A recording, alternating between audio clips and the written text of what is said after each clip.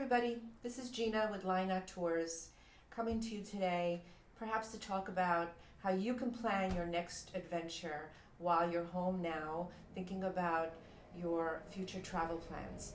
And so Scotland is what I would like to talk about today. And Scotland is indeed an amazing, amazing location for all kinds of travel adventures. One of my favorite Just a few of my favorite things about Scotland is its incredible diversity. I mean, there are the incredible rolling hills and glens. There's the mountains and the lochs. Lochs is another word for lake. And there's, of course, the historic locations, castles, the charming villages, as well as the capital of Edinburgh and the medieval, flavor of that beautiful city. And of course, did I mention that Scotland also has over 700 islands that you can visit? Only 10% of them are inhabited. So you may be planning a trip that is cultural. You can have an action-packed itinerary adventure. You can perhaps retrace your Scottish heritage and have a clan retracing of your clan seat and visit that while you're in Scotland. You can relax and get away, and of course you can also partake in the multitude of whiskey distilleries and samplings that are Scotland's, what they refer to as their water of life. So today I'm going to just talk a little bit about the few ways that you can go to Scotland. And often people ask, when is the best time to go to Scotland? And so the best time really to go to Scotland is between May and September. That is peak season. It is the busiest there. Then at that time, that's when most people go there. There's a lot of festivals and other things that are going on during the summer months. And so, that tends to be the most popular time. But I happen to think that the spring and the fall are also lovely and sometimes can be less expensive. Don't forget that in the summer months, however, the daylight you have until way late into the evening. Sunset may not occur until 11 o'clock in the evening during those summer months like July and August, and even later as you go further up north into Scotland. So, it really just depends on what your schedule is and when you would prefer to travel. So there's a few ways, but the basic decision one has to make is, am I traveling independently or am I traveling with a group? Sort of like, do I want to sort of have total control of what I do every day, or do I want to have everything planned for me and really not have to worry about a thing? So first I'll talk about one of the very more popular ways to travel to Scotland, and that is on our motor coach tours. The motor coach tours are wonderful because you're sharing the time on your trip with other folks that are interested in the same things that you're interested in. They're the culture, the people of Scotland, the land. And so not only are you getting a lot of information from the driver, historical and just fun facts, you're also able to talk to other people of like-minded interests while you're traveling. And oftentimes I find that people make friends for a lifetime on some of our motor coach tours. So the tours run from April to October generally, but we do have some tours that even operate during January. The size of the coach tours can vary greatly as well. You can do a small motor coach tour with as few as 6 people. Sometimes there's 16, sometimes there's 24, or as many as 46 on the large motor coach tours. So it just depends on what is your preference, and they range in length. They can be 7 days all the way up to 24 days. The longer tours tend to be combined with perhaps England and Wales or Ireland and Scotland. So we have a lot of different combinations. So you can do multi-country trips within one program, even though you're focusing on Scotland. It's just up to you. There's a few other tours that we offer that are day tours or short tours. 2 days, 3 days, 4 days, or just 1 day. And they tend to be very popular with people that are already have their plans and they just have a little bit of time that they want to tack on to another engagement that they're there for, and they want to go and spend a few days touring but not a whole week or longer. So we have those options as well. Also, the really fun thing is we do offer themed tours as well.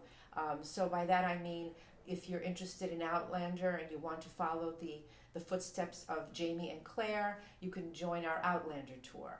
Or if perhaps you are doing a family tour, you want to join one of our family tours where children are invited and you're able to include such fun day trips as, you know, you can go on the steam train that was made very popular by Harry Potter. You can ride the Hogwarts Express.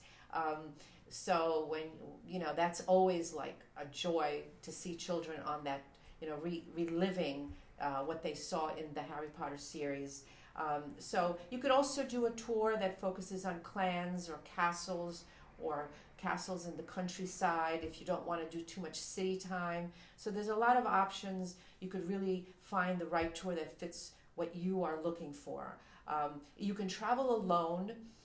We do have single occupancy on our tours. You can travel with your friends and family. But if you have more than 6 people in your group, more than 6 friends or family members that want to do a tour, then we can actually do a private coach guided tour just for you and your group without any other folks on the coach. So we have a groups department and we could help you organize perhaps a gathering of your own. The other way a lot of people are going to Scotland is on our independent self-drives. Independent self-drives are a lot of fun because you really get to plan your own itinerary. And oftentimes people ask me, well, how does this work? So how it works is we either take your itinerary or we provide you with an itinerary, depending on your interests, depending on what you want included. Are you interested in perhaps something that, you know, that you've always wanted to do, like go to St. Andrews, which is the home of golf, or visit a distillery, or, you know, go falconry. We can do all of that. It just depends on what you want to do. So we provide you with the itinerary. We provide you with all the reservations for your accommodations throughout your program, and of course the car rental. And we have a lot of options for cars, compact cars all the way to luxury cars, manual and automatic. Depends on what you're comfortable. Don't forget that when you're driving in Scotland, you are driving on the opposite side of the road, so perhaps an automatic would be easier. So we have all of those options that we could roll into, you know, a self-drive program. And self-drives are very, very popular because you can sort of take your own time.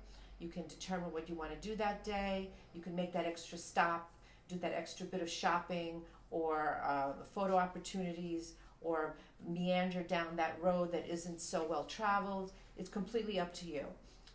You don't need a car in Edinburgh. Edinburgh is a walking city, so you want to spend as much time as you can out and about. Go visit the castle up on the hill, do some shopping on the Royal Mile.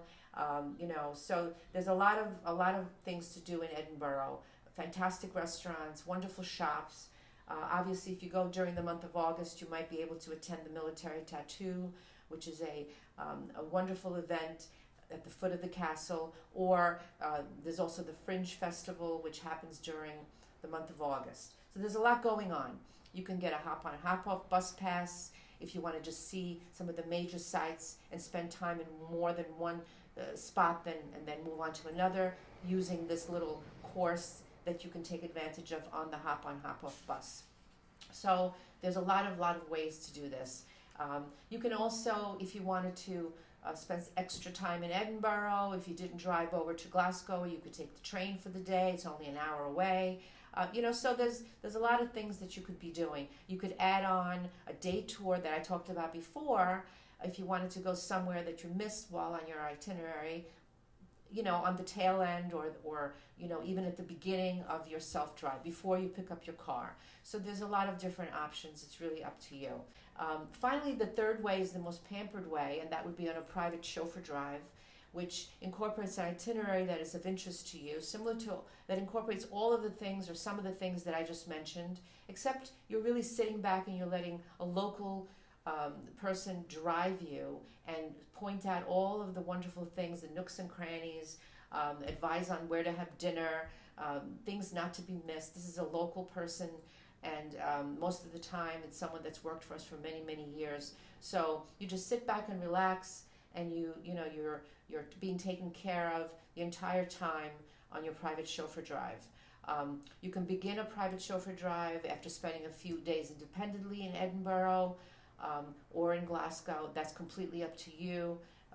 There's no length requirement. You can engage a driver for the day or for weeks at a time. It just depends on what you want to do and the budget. So anyway, that's basically it. You can give me a call. You can check out our website, which is at the bottom of the screen.